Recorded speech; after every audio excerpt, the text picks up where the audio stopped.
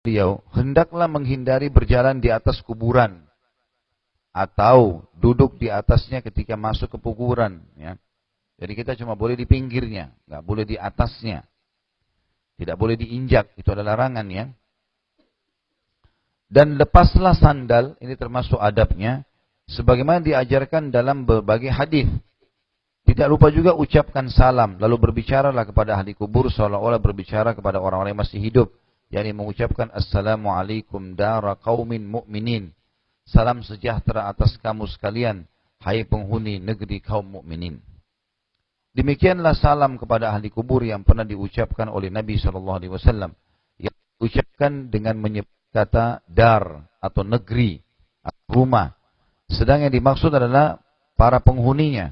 Maka itu beliau menyapa dengan ungkapan huruf kaf dan mim menjadi kum atau kum ya. Kata ganti untuk yang berakal. Karena orang Arab biasa menyebut nama tempat sedang yang dimaksud adalah penghuninya. Tadi dalam doanya ya, assalamualaikum dara qaumin. Ya, keselamatan bagi kalian wahai penghuni ya, negeri atau tempat kaum mukminin. Apabila peziarah melewati kuburan mayit yang dia kenal, maka terlebih dahulu dia mengucapkan salam dengan ucapan assalamu alaikassalam ya. Dalam kaitan ini At-Tirmidzi telah meriwayatkan dalam kitabnya Jami' bahwasanya ada seorang laki-laki menemui Nabi SAW seraya mengucapkan alaikassalam. Maka Nabi SAW menegurnya mengatakan la taqul alaikassalam fa inna alaikassalam tahiyyatul mayyit. Jangan engkau mengucapkan alaikassalam karena alaikassalam ya adalah penghormatan untuk mayyit. Hadis ini hadis sahih diriwayatkan oleh Imam Tirmidzi nomor 7400 ya, 02. Jadi tadi masalah ucapan salam untuk orang kubur itu assalamualaikum dara qaumin mu'minin itu disebutkan Imam Muslim nomor 249 sama 974 ya. Jadi kalau orang mengucapkan salam ya, alaikassalam kan sebenarnya alaikassalam untukmu keselamatan gitu kan. Kalau kita, ini khusus untuk orang mati. Kalau orang hidup, assalamu alaika. Kan lain. Ya. Jadi seperti terbalik ya bahasanya. Tapi dalam pengaturan. Tapi ini maknanya berbeda. Sedikit berbeda. Jadi assalamu alaika. Itu kita mengatakan keselamatan untukmu dengan berharap dia pun membalas itu. Maka ada jawabannya. Wa'alaikumussalam. Tapi kalau kita mengatakan alaikassalam dari awal. Maka berarti untukmu keselamatan. Tapi kita tidak berharap ada balasan respon. Karena hanya untuk dia saja. Makanya Nabi SAW menegur sahabat yang mengatakan kepada beliau, bukan assalamu alaika, tapi dia mengatakan alaikassalam. Nabi mengatakan jangan mengucapkan alaikassalam, karena itu adalah kata sambutan dan doa untuk orang mati. Peziarah hendaknya berhadapan dengan wajah si mayyit pada kubur yang diziarahinya. Seperti halnya ketika berbicara dengannya semasa masih hidup. Ketika masih hidup berbicara dengan yang sopan dengannya, ialah dengan berhadapan muka. Maka demikian pula di sini. Sesudah itu mengambil pelajaran dari orang yang telah berada di dalam tanah itu. Dia sudah terpisah dari keluarga dan para kekasihnya. Padahal sebelumnya dia adalah panglima bala tentara yang memimpin sekian banyak pasukan, bersaing dengan teman-teman dan keluarga lainnya, mengumpulkan harta dan menyimpannya dalam gudang-gudang.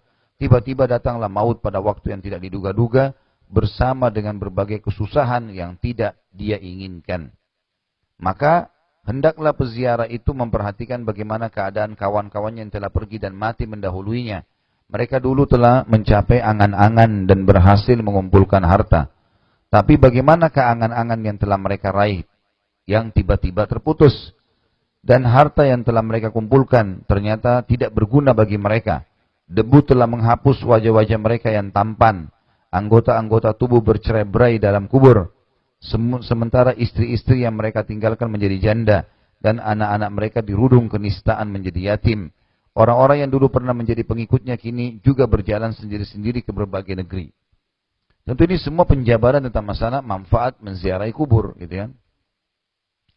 Peziarah itu hendaknya ingat pula bahwa orang-orang yang telah mati itu semasa hidupnya di dunia sering memuaskan hajat mereka.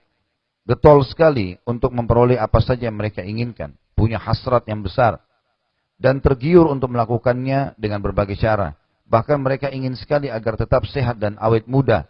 Maka selanjutnya, peziarah harus melihat dan menyadari bahwa seperti itu juga yang terjadi pada dirinya. Artinya diambil pelajaran, dia duduk dekat kuburan, dia lihat kuburan itu, dia perhatikan kalau orang ini dulu seperti saya, hidup, punya angan-angan, punya hasrat, ya, punya orang-orang yang disukai, punya musuh-musuh. Tapi sekarang tidak ada semuanya, sudah terputus. Ya.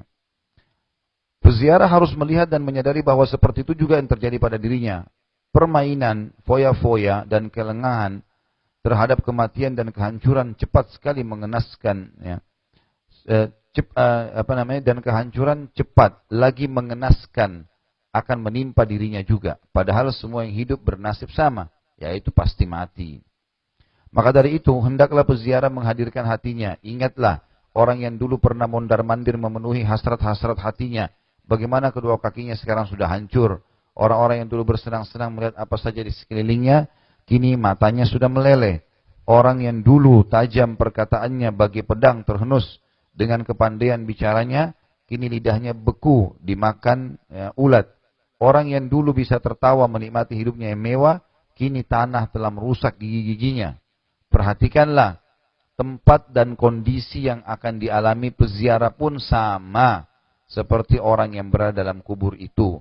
Dengan mengingat dan mengambil pelajaran seperti itulah, maka akan hilang segala kecemburuan duniawi, lalu siap sepenuhnya untuk melakukan amal-amal ukhrawi. Artinya dunia ditunggangi untuk beramal amal akhirat.